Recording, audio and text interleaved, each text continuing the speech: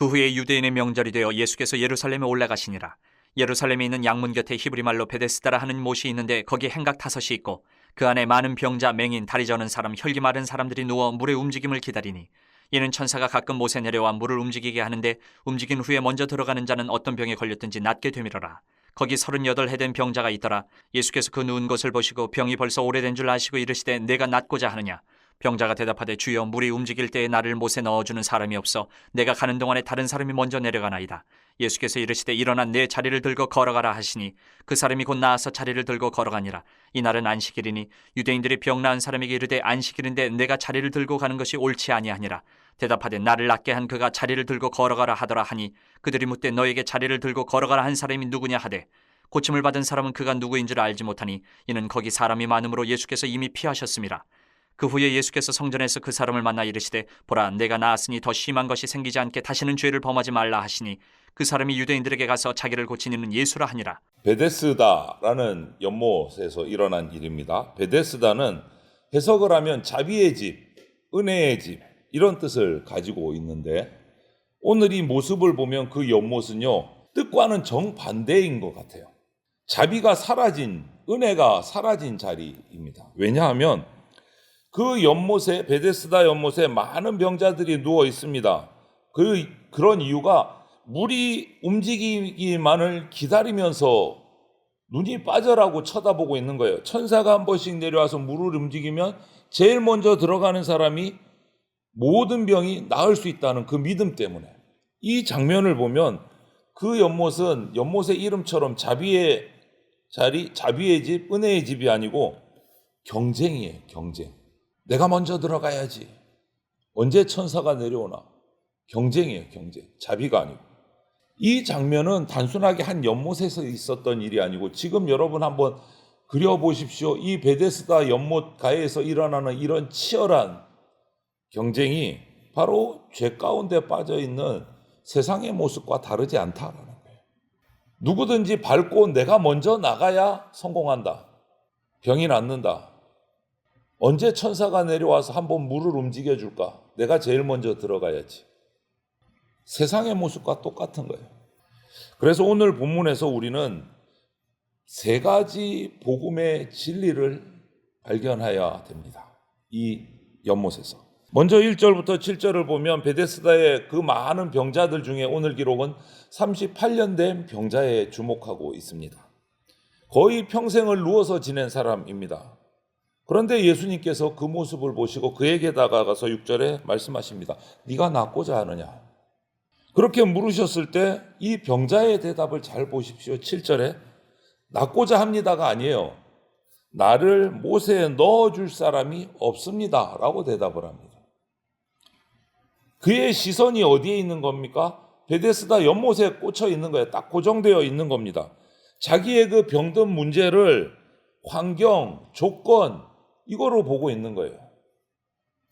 기회가 없어서 나를 도와줄 사람이 없어서 그래서 내가 먼저 들어가지 못해서 내 병이 낫지 못한다. 이렇게 생각하고 있는 거예요. 헛된 소망의 특징이에요.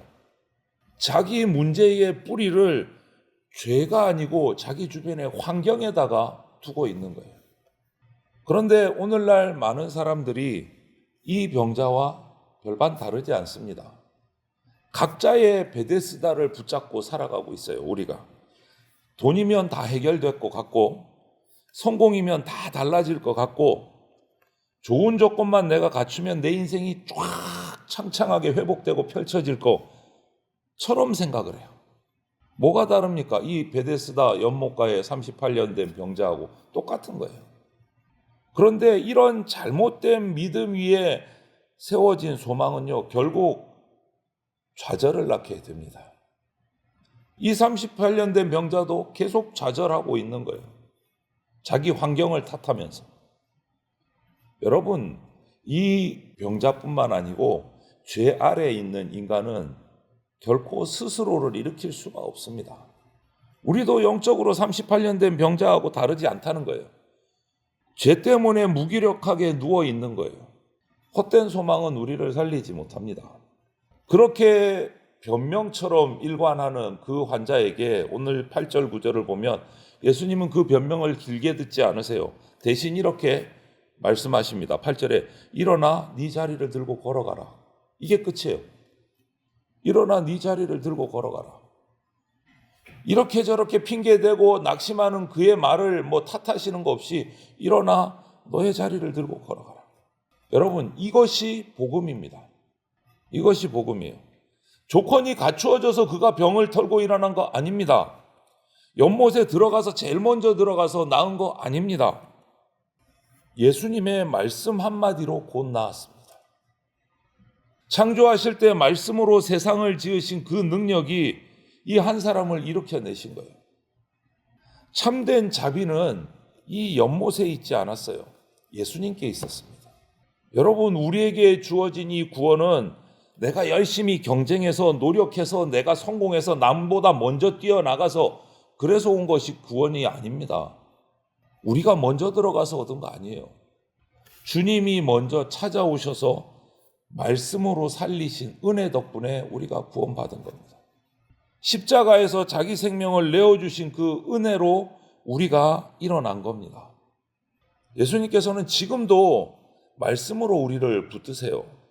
믿음이 좀 연약해도 형편이 조금 초라해도 말씀이 우리를 살립니다.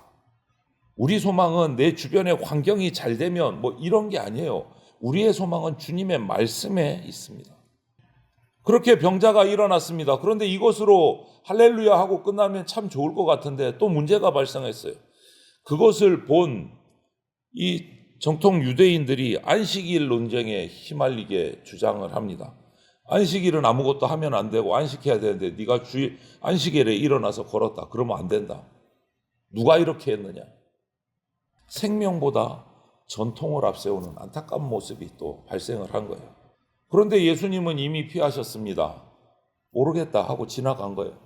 그런데 예수님께서 성전에서 이 고침을 받은 사람을 다시 만나서 말씀하십니다. 14절에 보라, 네가 나았으니 더 심한 것이 생기지 않게 다시는 죄를 범하지 말라 라고 말씀하세요. 이 말씀은 어떻게 들으면 협박조 같은데 협박이 아닌 거예요. 네가 받은 은혜를 기억하라. 사랑의 권면인 거예요. 은혜를 기억하라. 여러분, 치유는 끝이 아닙니다. 시작입니다. 어저께 기적에 관한 말씀도 우리가 앞서 나눴지만 기적이 끝이 아니고 기적이 목표가 아닙니다. 기적은 표지판이에요. 예수님을 찾아갈 수 있는 표지판. 그러니까 기적에 목적을 두면 안 되고 치유받는 데 목적을 두면 안 되고 거기서 시작인 거예요.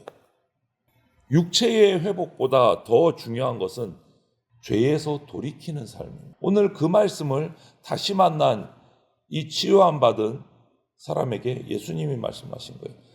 다시는 죄를 범하지 말라. 우리는 은혜로 구원받았습니다. 그렇다면 그게 끝이 아니라 이제 시작이에요. 무슨 시작? 그 은혜 받은 데에 대한 합당한 삶을 시작해야 돼요. 구원은 우리가 값없이 받았지만 결코 값싼 구원이 아닙니다. 우리가 받은 구원은 예수 그리스도의 보혈의 피값으로 살아난 거예요. 그러면 그렇게 귀중한 삶을 얻은 사람답게 살아가야 돼요. 그리고 우리는 새로 얻은 그 거듭난 생명을 또 생명을 살리는 자로 살아가야 돼요. 예수님이 생명을 위해서 일하셨듯이 우리도 영혼을 살리는 일에 동참해야 된다라는 말씀이에요. 그냥 전통을 지키는 데 머무는 교회가 아니고 생명을 살리는 교회가 돼야 된다. 하나님이 사랑하시는 성도 여러분, 오늘 이 말씀에서 세상의 베데스다는 우리를 끝내 살리지 못한다라는 게 나오는 교훈이에요. 우리는 너무 그 연못만 바라보면서 살 때가 많다라는 거예요. 조건이 바뀌면, 형편이 조금 나아지면, 누군가 나에게 좀 도와주면 다 괜찮아질 거야. 이렇게 기대를 하면서 살아가요. 그러나 우리 인생의 가장 근본적인 그 문제를 해결하고 일으키는 것은 내 환경이 아니라 예수 그리스도의 말씀입니다. 오늘도 주님께서는 우리에게 묻습니다. 네가 낫고자 하느냐? 그 질문에 나는 무엇라고 예수님께 대답하는지 한번 묵상해 보십시오. 제 환경이 여의치 않아서 돕는 사람이 없어서 이렇게 대답한다면 이 38년 된 병자와 다를 바 없어요. 이 질문은요, 우리 의지를 시험하는 말씀이 아니고 우리의 시선을 바꾸라는 하나님의 명령이에요. 시선을 바꾸라. 연못 보지 말고 사람 보지 말고 나를 좀 봐라 라는 예수님의 초청의 말씀이에요. 여러분, 참된 안식은 내 상황이 어떻게 멈추고 바뀌는 데서 오지 않습니다. 예수님 안에 거할 때 참된 안식이 옵니다. 오늘도 말씀하십니다. 그래서 엉뚱한 데 바라보고 있는 우리에게 일어나라, 걸어가라. 그 부르심에 순종하는 우리가 되기를 바랍니다. 주님께 받은 은혜 값싸게 여기지 말고 거룩한 삶으로 응답하십시오. 받은 생명으로 생명을 살리는 그러한 삶을 살아가십시오. 예수님 안에 참된 소망이 있습니다. 예수님 안에 참된 안식이 있습니다. 예수님 안에 우리 인생의 완전한 회복이 있습니다. 이것이 복음이에요. 그 주님 붙들고 오늘도 주님 안에서 이 믿음으로 걸어가는 하나님 나라의 백성들 다 되시기를 주님의 이름으로 축원을 드립니다. 아멘.